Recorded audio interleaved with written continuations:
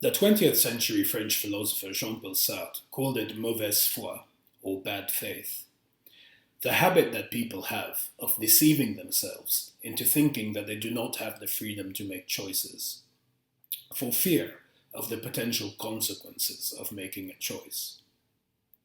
By sticking with the safe, easy, default choice, and failing to recognize the multitude of other choices that are available to him, a person places himself at the mercy of the circumstances in which he happens to find himself.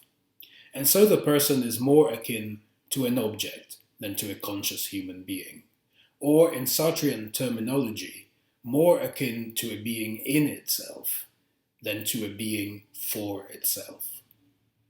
Now, people may pretend to themselves that they don't have the freedom to make choices by pursuing pragmatic concerns and adopting social roles and value systems that are alien to their fundamental nature as conscious human beings.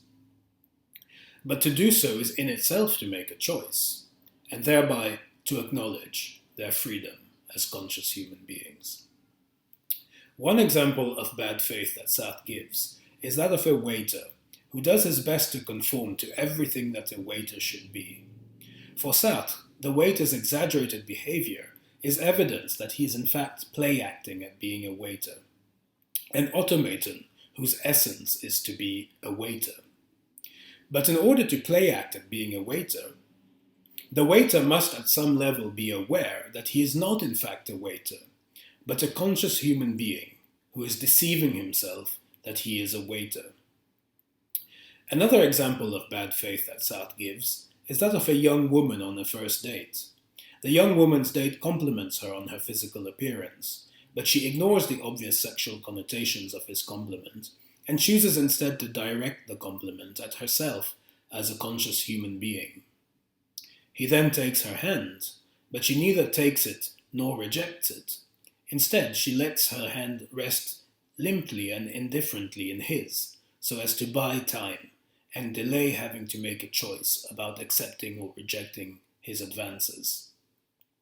So whereas she chooses to treat his compliment as being unrelated to her body, she chooses to treat her hand, which is a part of her body, as an object, thereby acknowledging her freedom to make choices. So, what are the implications of all this? For Sartre, people may pretend to themselves that they don't have the freedom to make choices, but they can't pretend to themselves that they are not themselves, that is, conscious human beings who actually have little or nothing to do with their pragmatic concerns, social roles, and value systems.